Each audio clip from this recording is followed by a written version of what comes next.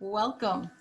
I'm Cyndee Hans, and with me is Hans Krieger and Nancy Griffin, as well as Allison Simmons, as we facilitate tonight's first question and answer session. So welcome to RoxFilm's 2020. Thank you so much for joining us for the Q&A of three incredible films. Dwayne's World, directed by Gino DeMaria, Ungubani, directed by Booker T. Mattison, and Savages, Servants, and Specialty, directed by Michael Dennis. I was incredibly impacted by these three amazing short stories and circumstances that clearly explain in detail the human condition under the influence of great racial disparity, judgment, and in the film industry itself. The Roxbury International Film Festival would like to thank you for sharing your work, especially during these times of unrest. We see the importance and value of telling your stories and sharing them with the world. Joining us from the films are Booker T. Mattison and Ungubani, who joined us last year with the film Oznak, Mike Dennis, Savages, Servants, and Specialty, also a repeat festival participant, and joining and featured prominently in Savages, Servants, and Specialty is historian Charles Wood. Also, Jason Gordon from Dwayne's World. We are going to start by having the filmmakers and anyone associated with the film introduce themselves and then spend time talking about these films. This is a webinar format, so if you have any questions, please use the Q&A.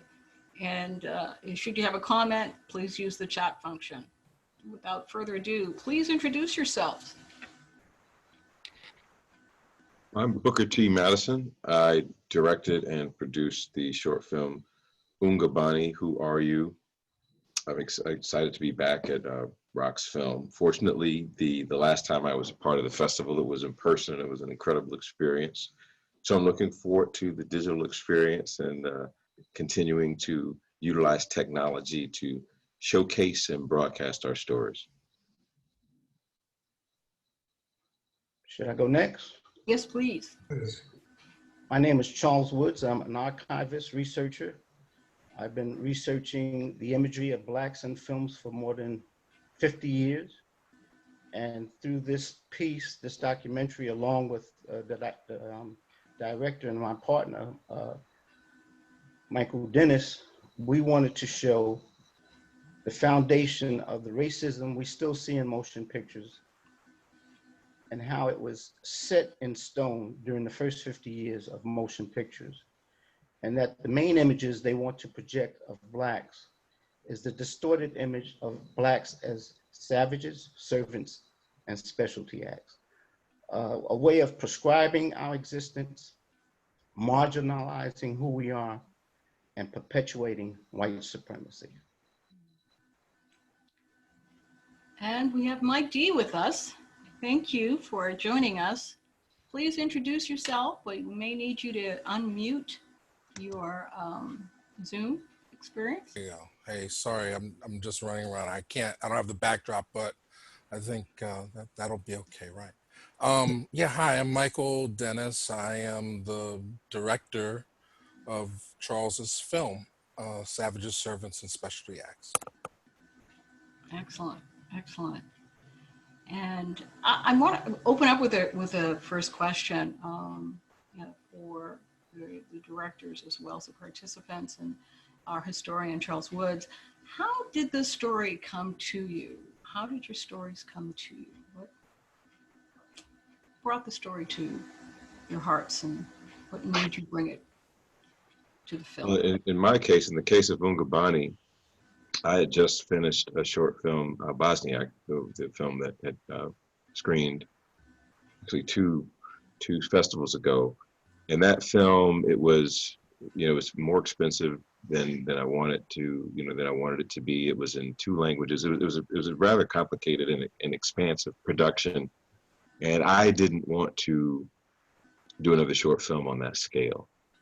I wanted to do something with limited characters, limited locations. And at the time, I'm a writer-director. This is the first film that I directed that I didn't write. At the time, when I was trying to come up with what I was going to do next, I didn't have a script. So I reached out to my writer friends and one of my former film school classmates, Mandel Holland, He was receptive to doing a short. I mean, he hadn't done a short since film school. And we were discussing what the story would be. And we, both being African-American men, we talked about this common experience, which I'm sure some of you, if not all of you, have experienced, where when you go to a place, you're seen as a Black man first, and then as a professor second, or a father second, or a son, or a police officer, or whatever you are, you're seen as a Black man first. And there's this moment of, hey, Black guy came in. So I wanted to tell a story related to that, where you can't judge a book by its cover. And I wanted the protagonist to have to face an impossible choice. And that was what I gave Mandel. And about 6 weeks later, he came back with the script. And I read the script. And as I was reading it, I was judging all of the characters all along the way. When I got to the end, I felt guilty about it, because he did exactly what I wanted him to do, which is you can't judge a book by its cover. So throughout the narrative, layers are being peeled back for each character, revealing who they in fact are. And once I had that experience myself reading it, I knew that this was the story that I wanted to tell. And you, Mike Dennis? Oh, well, Charles and I have a long history, as going back, I guess, my adopted father, in a sense, my godfather. He's taught me so much since I was a young college graduate, and I traveled to New York City to go to his video store. He was the only person who had certain films, and we struck up a conversation and a friendship. And then when the YouTube started happening, I kind of pulled him out of retirement. His lasso, his gun, his knowledge, his encyclopedic knowledge of the history of Black film, and we started doing mini lectures, is what we called them, and I kind of labeled Charles the professor, and we tagged his videos after all of the Dick Gregory videos. So he quickly got a big following, and his mind, his knowledge, his information is completely his own and unique way of presenting things. And I just felt that after doing, I think, Charles, what, about 12 we put on YouTube for free, it was time to do something more expansive. So this film is basically the prototype of a feature film that will be a companion piece for his long-awaited book of the same title. I think, Charles, you said that you're still in completing the film. Is that what I heard you say earlier, or? Yeah, it's a work in progress. I told Mike, my apologies to Mike, because Mike is a perfectionist, a great filmmaker, and my health was not what it should have been. But the thing is, what I'm proud of, what I told him, I said, other than myself and not looking, right, I said the core of this film, as I said earlier, as I asked people, I really depend on their honesty. I said the core is something I'm very proud of, and I think once we finish it, it would be something we'll be very proud of, and I think the world will get to see that the images we now see in so-called modern films, they're nothing but more covert images of what we presented in this documentary piece. I did have a question for you, Booker. I was very moved by your film. I think the editing alone and the music and the timing was so incredible. I wanted to ask you about the title. How did you come up with that? And It's a great question, and it's actually probably the one that I get the most. And Mandel came up with the title. He was inspired by Black Panther, and if you recall the scene where Killmonger brings Claw into the throne and tosses him down, the character says, "Ungubani, who are you?" And that's the theme of the story, because everyone in the film is judging everyone else. No one knows who anyone is. And then, of course, it culminates in the end when the protagonist's own mother doesn't know who he is. And it really reflects the experience, again, of being an African-American male, where in many contexts, it's not possible for you to be known, either because someone wants to bind you up in this place of exceptionality as if you're an exception, or they want to continue to hold on to their view of who they think you are. And I want to qualify something and say that what's also special about this film is that everyone judges everyone. It's not just the characters judging the African-American male. Case in point, when the two white guys pull up in the pickup truck, it's triggering, and it's no different than people looking at the black characters when they come into the store saying they're going to rob us. If you look at those two white guys at the stoplight and say they're going to do us harm. So everyone judges everyone, and I think that that's the way that we're wired, because most of what we experience we learn through our eyes, and we also make sense of what's happening in the present based upon something that's happened in the future. That's just the way we're wired biologically. So for me, it's not so much that we all judge, because we do all judge a book by its cover. It's, what are you going to do with that information? Will that be information that you use to discriminate, to do harm, to do violence? So yeah, that was a big part of, I think, why Mandel chose that title, because no one knows who anyone is. And if your own mother doesn't know who you are, then my goodness, who can possibly know you? It was extraordinary. And for you, Mike Dennis, as well as Charles Wood, as you as you guys worked cohesively together, how did you guys come up with the title? And I could see it and understand it completely. But that was pretty extraordinary that you went right to the point of the story and broke it down with that title. What were your thoughts? Charles, this is your magnum opus, so. Yeah, I'm going to piggyback on what was said by Booker. We are not who we want to be, and we are not seen as who we truly are. And that's because motion pictures, they tell you what they are. They are tell-a-vision programming. The one who's telling the vision, we're seeing a vision of ourselves through the white gaze, the white man's lens.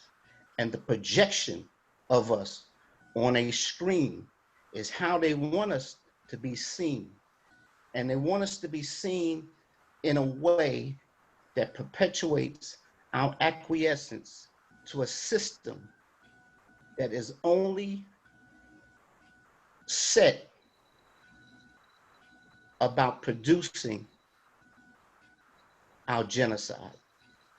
And a lot of people see film as amusement and entertainment. But I always say the entertainment is just E-N-T-E-R apostrophe tainment. It's allowing us to be entering our containment, retainment, sustainment, and it keeps us in a status quo white supremacy that will never do us any good. And it's up to our artists to develop a true Black aesthetic that through artistry, we can really imagine Black liberation. Mm-hmm. Very interesting. Challenges. I have a question. What were the unexpected obstacles that you overcame making your film? That's from Nancy. Yeah, I'm sorry, go ahead. Oh, No, please. all right. Okay, Booker, thanks. Oh, yeah, hey, and I see Lisa there. Thank you. Again, this is the second time we've shown one of our real Black documentaries at Roxbury.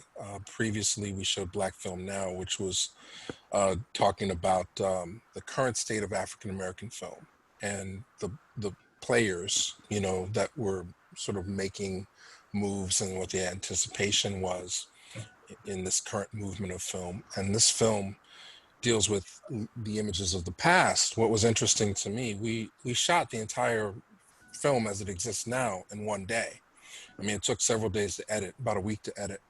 But basically, the obstacle was driving up to Yonkers, getting Charles into a hotel room with a pile of books and just letting him flow, you know, and then formulating a structure so that it would make sense. And the discovery for me, I don't know if Charles sees it the same way, and certainly should chime in with for the amount of time we have, was that it not just represents the past, but what in making the film and seeing these images, and a lot of these images are very, very, very difficult to locate. You start to realize that you exist as yourself, but at the moment you identify as Black or African American, you exist in someone else's imagination of who you are.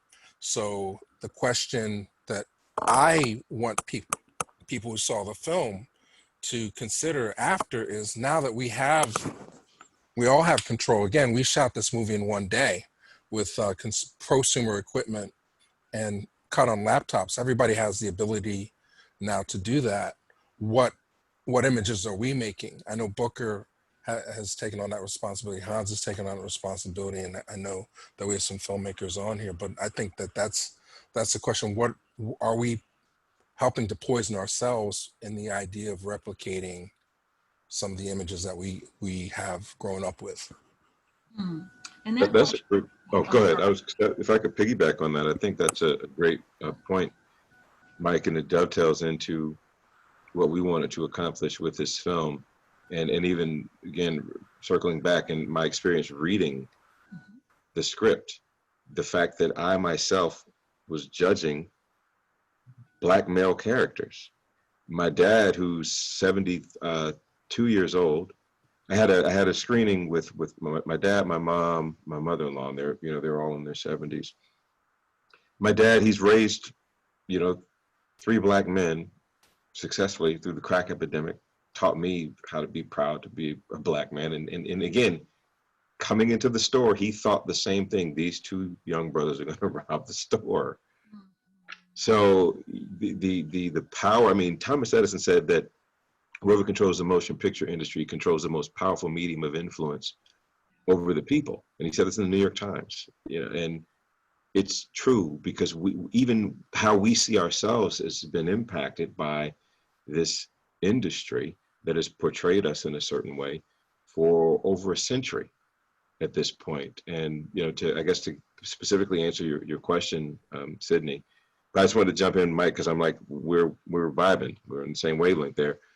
For us, there are a couple of challenges. The first one being, this is a 2-day shoot. We had 2 days of principal photography, and we had 1 pickup day, or actually reshoots. We were shooting for maybe the first 2 hours, and we were in a location, the store location, which we only had for 1 night. They weren't charging us, which was great. And we were shooting for about 2 hours, and we didn't have a card in the camera. Okay, so now we're behind, right? We have to redo everything. And, it's an overnight shoot. Then the skies opened up, not just, a drizzle. Because, you can only see rain if you backlight it. You can shoot in the rain. But the rain was such a driving rain that the sound was messed up, because you'd hear the raindrops pounding on the roof on the hood of the car.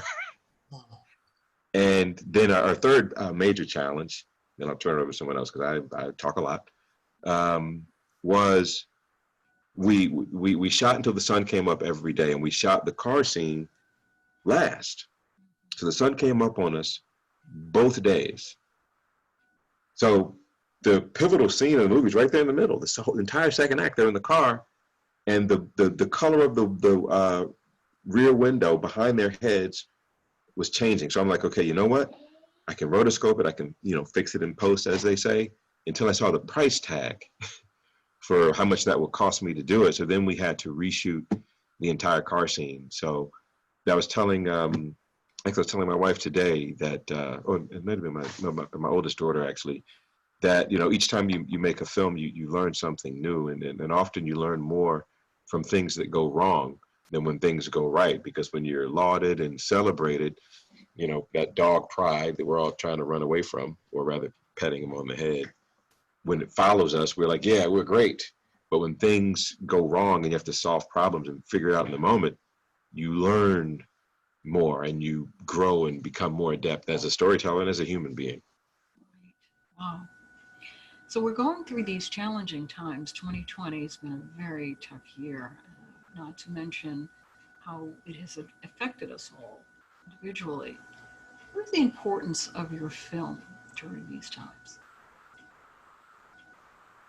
And I'll open that up to uh, Mike. Do you mind sharing as director? I'm sorry, I didn't quite hear it. I was checking out Trisha's What, question, what is but the be ready importance? for that, Charles. Okay. What is the importance of your film during these times? I don't I don't know. Honestly, I mean, I always say the information is how you receive it. So we're just grateful to be able to share this information and have the ability to reach as many people as we do, Mhm. and that this is not hidden anymore. You know, but I can't. I know what it means to me to be able to express my creativity. I know what it means to me to be able not only to sit with Charles, we talk for hours all the time, but to record his knowledge and then put it in a presentation that reaches the Roxbury International Film Festival. So I'll just leave it there. You know, I'm just grateful that we have the tools and the resources, because we're talking about, and Charles can pick up from here. You know, years ago, it would have been much more difficult to make this film, just uh, accessing the footage, right, Charles?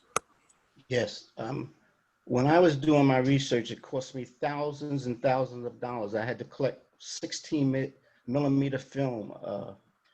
I had thousands of books. Now you can go on the internet and you know, get information, Wikipedia, if you validate the information. But the whole thing is, my main point that I wanted to get across is that perception is indeed reality, and if we don't make a concerted effort to change the perception of us, then we will always experience this reality, the things we're going through now, the things that are being protested.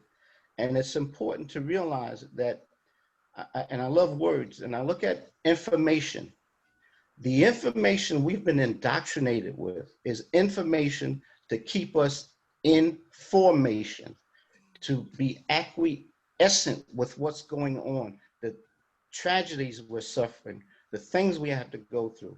And if we don't, as artists, use the resources that are available to us the way it's been available to everyone else, to use it in a way, as Mike say, make Black film, to make film that will change the perception of us.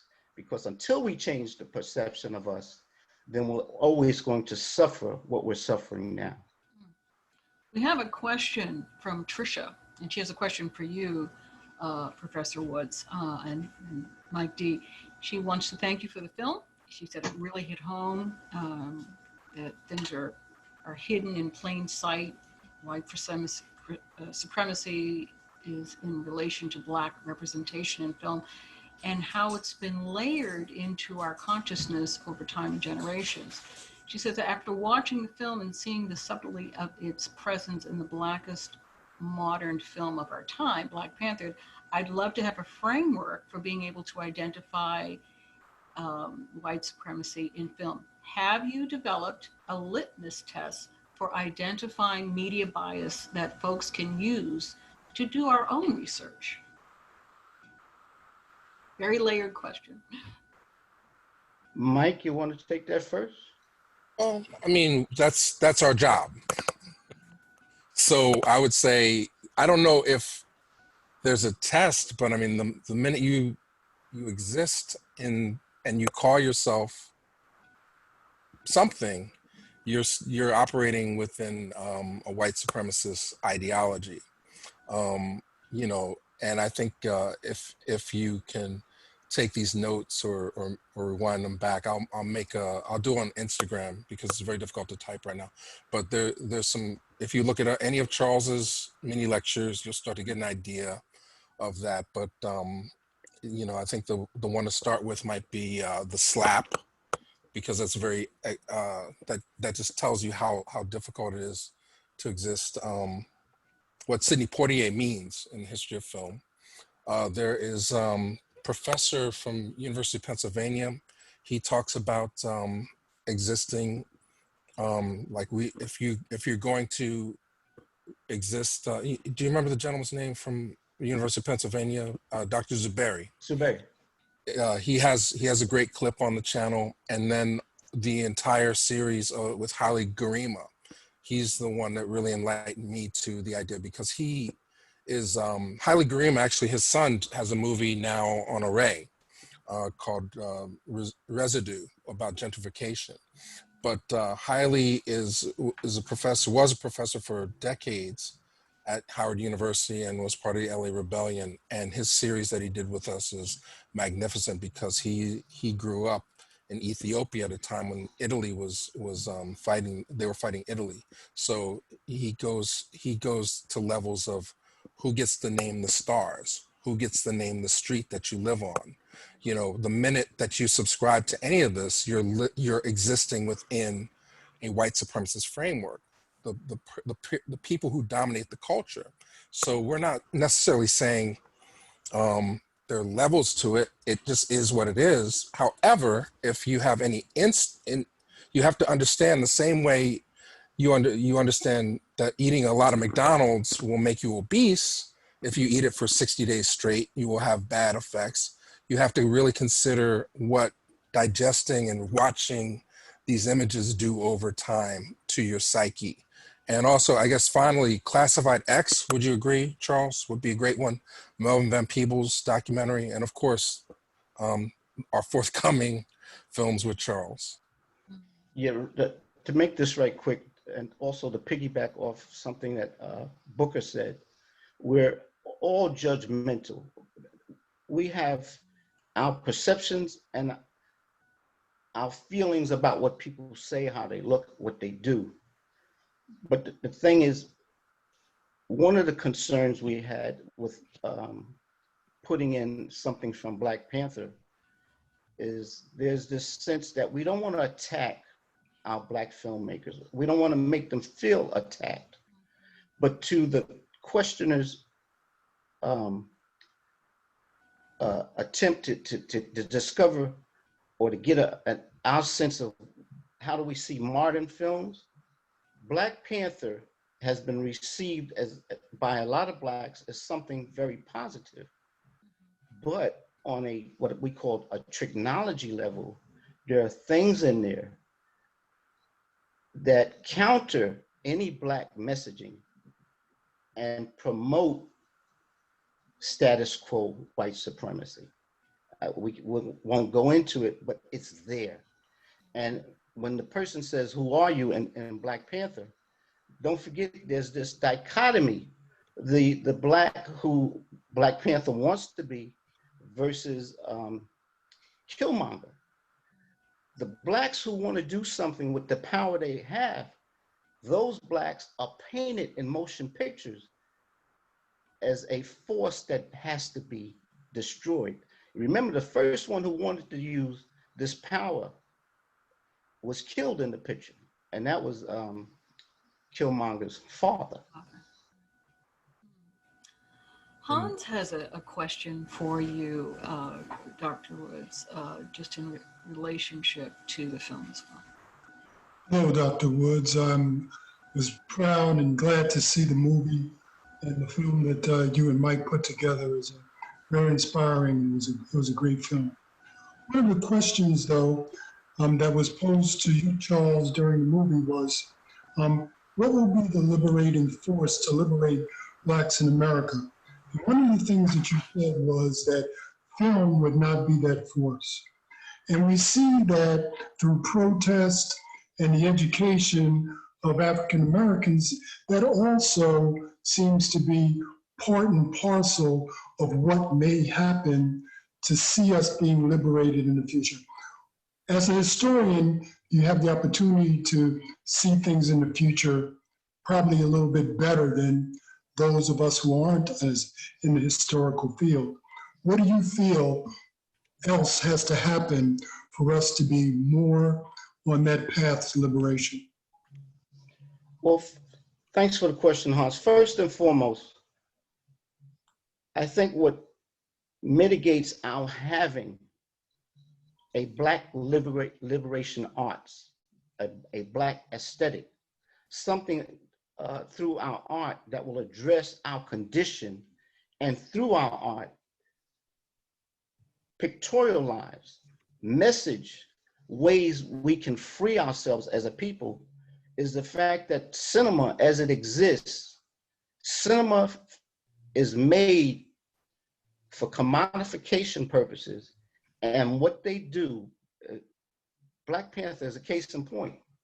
They'll give you something up front that looks Black, but the hidden agenda is, we're not going to have you make a subversive film. We're not going to allow a subversive message. So to counter that, Black film or Black filmmakers have always been considered alternative filmmaking. For alternative filmmaking to be what it can be, we have to examine what needs to be put in place to make it a reality, and how do we promote it. Something like this, as I said earlier to Allison, something like this and what we do on Real Black is something part of what happened years ago when Oscar Micheaux was making films. He was making it for a Black audience. The Birth of a Nation, it created a Black industry. But any industry that is supposed to be Black, when it gets co-opted and attempt to be commercial, then that's where we lose our messaging that can help us to achieve our liberation. And one of the things that's important is not just to have Black filmmakers. We have to create, sustain, and maintain a receptible and a Black audience, an audience that's going to be supportive of that effort. I hope that answers your question. Yes, it does. I hear that the regeneration of the youth is important as well, and trying to get them interested in the filmmaking business, even younger than some of us are here right now. I think that getting the 20s and the 30s very interested in that genre will help us to be as liberated as we possibly can. So thank you for the answer. I want to chime in on that as well. Oh, that's my garage. I'm sorry. My bedroom is above the garage, so when the garage goes up, it sounds like an earthquake. So I'm so sorry for that. So I'm a professor at the University of Georgia, and I teach in the Department of Entertainment and Media Studies. And before I was at UGA, I was at Hampton University, and before that, I was at Regent University in Virginia Beach. And when I was in New York, I was an adjunct at both College of New Rochelle and Brooklyn College. And you know, one of the beauties of teaching film, both from a production standpoint, but also from an analytical standpoint, is the opportunity to not only choose the images that I will showcase to the students, both Black, white, Asian, Hispanic, etc., but then also to shape how they perceive what the business can be, because once you have the intersection of art and commerce, now you have tension. So if you're doing a purely independent film, then you have an opportunity to say things, as Professor Charles said, you can say things that you can't say whenever Warner Brothers is funding your movie or Disney is funding your movie. And, you know, in what industry can you say, hey, give us the money, and expect them not to have some say over the content? The challenge is, if you're making independent films, now it's a distribution question. So your audience is limited. So, you know, for me, it's fun. I have a class that I created that I'm teaching this semester. It's called The Short Film, A Lens on the Human Experience. And in that class, I teach them basic film analysis, but then each week I show a short film, and then they do their 10-minute reaction. It's timed, and they turn it in, and then we discuss it. And, you know, the opportunity to introduce concepts, ideas, and imagery, and to expose them to things that they wouldn't otherwise have an opportunity to experience Right. is really, really wonderful for me. And that also informs my art in turn, because not only am I creating films for myself, but I'm also creating films that can showcase at film festivals like this one. So it really puts you in a position of power whenever you realize just the power that we have as content creators, and specifically visual storytellers. It's amazing what a film can do that even a book can't do, or a lecture or a sermon can't do.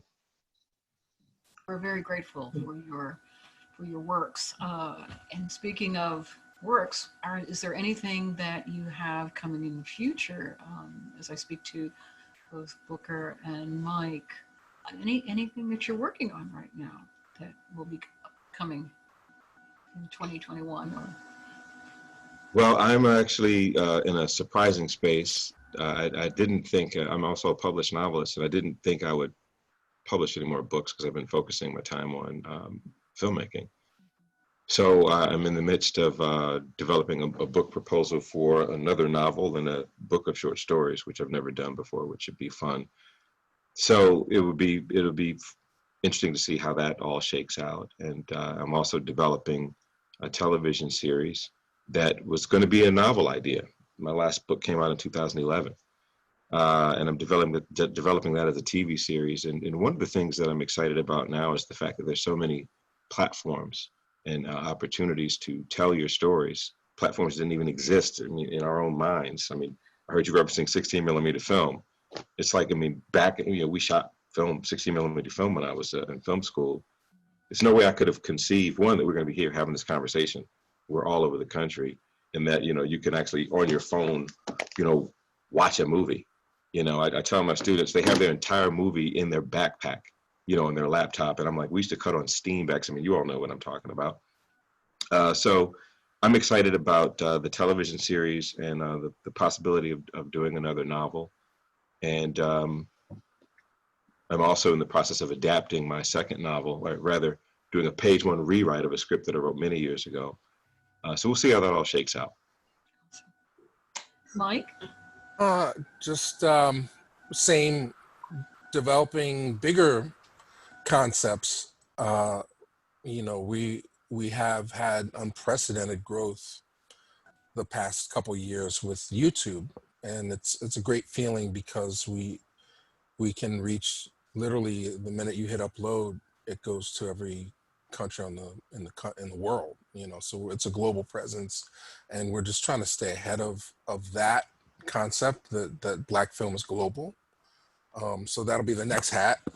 It won't be make Black film. It's Black film is global, and that's nice. we really have to think in terms of how things are going to get financed outside of these systems, because I guess a lot of things should get made, and certain things do, and they do for a reason. So we're trying to push some things to the pipeline. The bucket list is to get Charles's book completed so people can really, they say you can't use the master's tools to dismantle the master's house, Audre Lorde thing. We want to show how deep this runs, and a book is the best way to explore that, and stop some of the miseducation.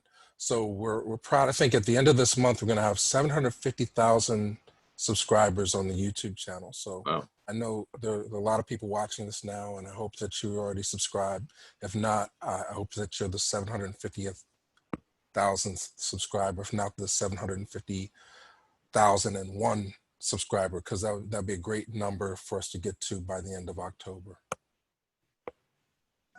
Well, I would love to see if we have any other questions. I certainly would like to be able to hear a little bit more from the participants, because we are almost 40 minutes in, and I'm so grateful for all that you have shared. It's been an incredible opportunity for us to hear from you two filmmakers, both Mike and Booker, as well as you were great, Cyndee. Woods. It's been amazing to hear you. but it does look like our time has come to an end. Remember, if you have not already viewed The Birth of Pleasure and The Debauchery Ball prior to our next Q&A with the filmmakers, you can do so now. The Q&A for these films start at 10:45 this evening, so please join us again.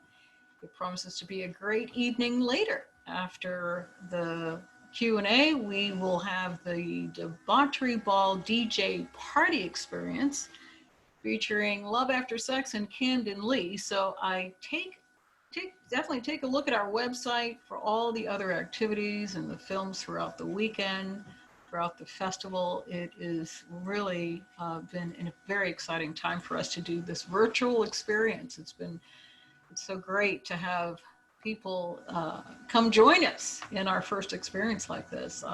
But thank you again, Dr. Woods, Booker, as well as Mike. This has been a pleasure. Thank you for all that you have done. We appreciate your contribution to the Roxbury International Film Festival. Thank you, gentlemen. Appreciate it. Thank you. all. Great being a part. Oh my God, it's so great to see all of you.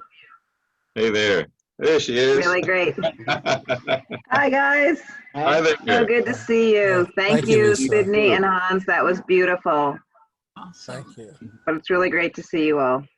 All right, so Thank we'll again, see you all Lisa. soon. You're the best. You guys are the best. And thanks, Charles. And thanks. Peace and blessings. Take care now. You know. Good luck, Booker. Appreciate it. Thanks so much.